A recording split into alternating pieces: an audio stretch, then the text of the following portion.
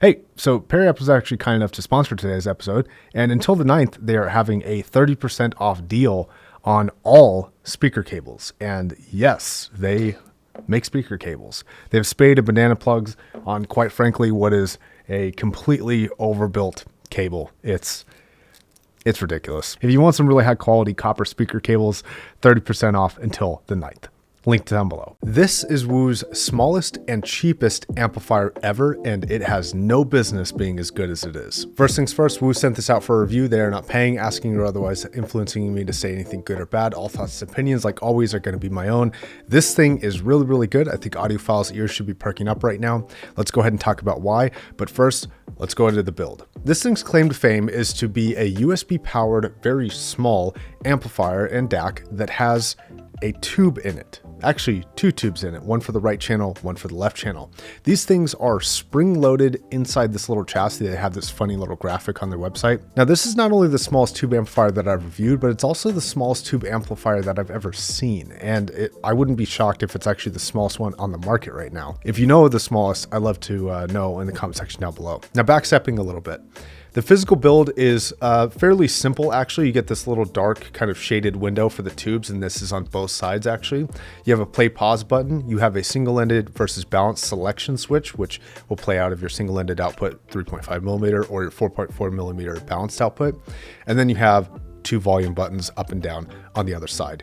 And that's pretty much it. They do use a standard USB and not a USB-C. I specifically emailed them and asked them why they did this. And they say that it's because it's a physically more robust port and that it's not as likely to be damaged as USB-C. Now, if it's hanging off the back or the side of a computer and you have a heavy cable laying off of it, I could see this being valuable sometimes, though I kind of wish it was USB-C, honestly, especially because some of the best-selling computers are Apple laptops, which have USB-C only, and the kind of anodization in the metal color kind of matches those.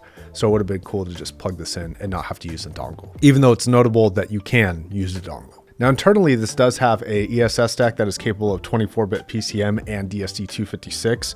This is feeding into something that Woo Audio calls Mighty Drive, which is an adorable and accurate name, where it's a hybrid system between a tube system and a solid-state system. Specifically, they're using the vacuum tubes for sound, but it's actually a MOSFET-driven amplifying system that is pushing kind of the power output of this, but you still get some of the benefits of the tube sound. This is definitely not the only hybrid amplifier out there, but it is one of the more unique amplifier systems that comes from a small kind of USB dongle like this.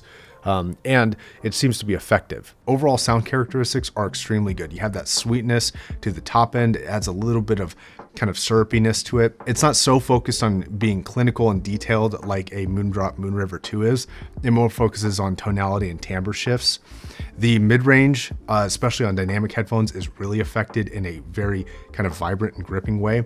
Again, less focused on technicality and more focused on just giving you something that's inviting and engaging to listen to. And then the bass response is possibly like the least sonically affected in terms of like a tube sound. Like it doesn't really sound like a tube, but it more sounds like solid state bass, which I guess is one of the benefits of having a MOSFET driven amplification style where it doesn't sound weak or thin here. It actually sounds very confident, very full.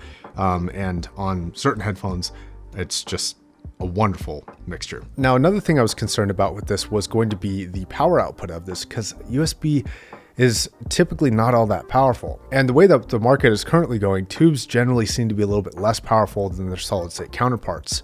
Now, for the price that this is, it's not a ton of power, but for the type of device it is, it actually puts out a decent bit of power, 1 full watt into 8 ohms. And my anecdotal listening impressions, I'm actually very impressed with the drivability that this has for even full-size planar headphones, which is what I actually prefer to use on this. Now with headphones, I've been kind of all over the place. I've had IEMS here that I've tested with it, the Volar, or however you ended up pronouncing that, the new Audio Organic, the new Diana MR, and a headphone that's going to come out soon, but I'm still embargoed with, I'm going to call Headphone X. And some of these are very good, some of them not so much, and I'm going to tell you where your limitations on this device are. One thing that did concern me a little bit with this was the Microphonics.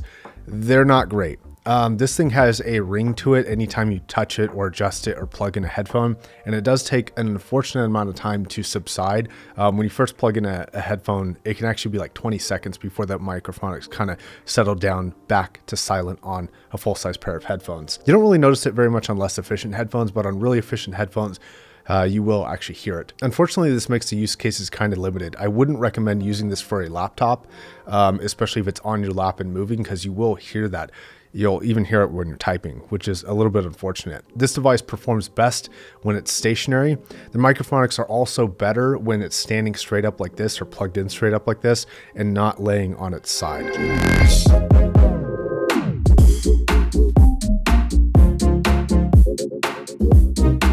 Now, unfortunately, this is not a device that I would use for IEMs, mostly because of the Microphonics, but also because there is a little bit of a noise floor that other small USB dongle amps don't have, and it just is a constant with those. This is very clearly designed for full-size headphones, and I would even venture as far as to say full-size planar headphones is what this is specifically made for. I think as far as how this thing sounds, this absolutely deserves some real audiophile attention. This thing sounds amazing.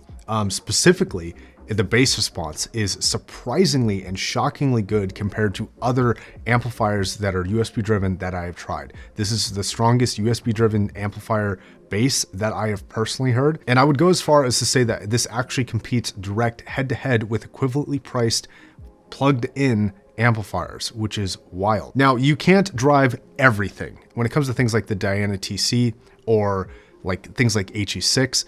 Those are not going to work on this amplifier. It's just a little too demanding for it. But when it comes to headphones that are a little bit more in the middle efficiency side, things like the MR, Headphone X, or things like the Audio Organic, this plays the bass response on most of these headphones wonderfully. Now, when it comes to the Diana MR, this is a very good pairing, especially if you put the vegan suede pads on it. These things are an amazing pair with this amplifier.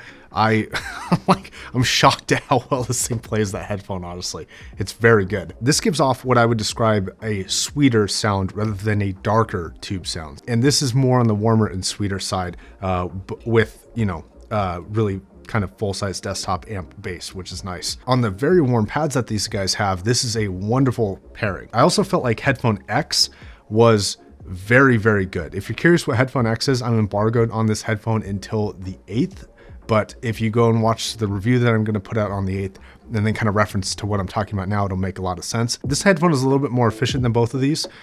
So you can get like loud volumes off of like 40% on Windows. But using a fraction of the power that this outputs, it's like giving this extremely punchy bass that feels like a hug, like a velvet lined hug. It's great. Songs like People I've Been Sad and Tainted Love from the Milky Chance, those are extremely gripping tracks to listen to Headphone X, I'm so sorry, on this amplifier pairing. It's just so delicious. It's so great. But there is one pairing that I feel like is not very good, which is going to be with the Audio Organic. Now, the Audio Organic, I actually feel like suffers from this a little bit.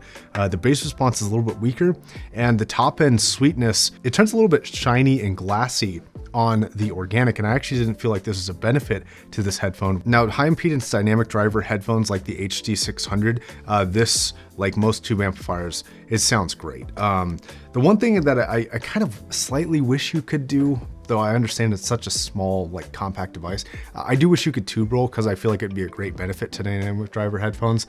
But I keep going back to the fact that this has like desktop amp sound quality off of something that's like not really a full-size desktop amp compared to what like my definition of it is. It's just a really wonderful little device that has a pretty good mean streak to it. Okay, so where is this thing not good? It's not great with, again, extremely demanding headphones or extremely efficient headphones like IEMs. I think everywhere in between, things all the way from your Sundaras to your extremely high-end planar headphones, this is going to be great. Headphones like the Empyrean, going to be fantastic on this.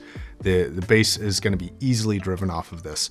Now, I keep going back to the bass, but that's kind of the area that I feel like suffers the most with these USB dongles, so I feel like it's the most impressive that it doesn't suffer on this. Now, this is a very unique product that Woo is quite frankly happy to charge a premium for, but In my opinion, it's actually kind of worth it, especially if you're more in it for the sound rather than the total power output or the spec capabilities or something like that for the money. For $500, if you have planar headphones that will play well with this, I think this is absolutely delivering on that money's worth for sound quality. As soon as you start looking at this thing's size as a benefit instead of a detriment, this thing actually becomes quite intriguing and quite interesting. And I would say that this is not small but mighty, it's small and mighty. All right, that's going to be my review of the Tube Mini from Woo Audio. Thanks a lot for watching. See you guys in the next video. Bye.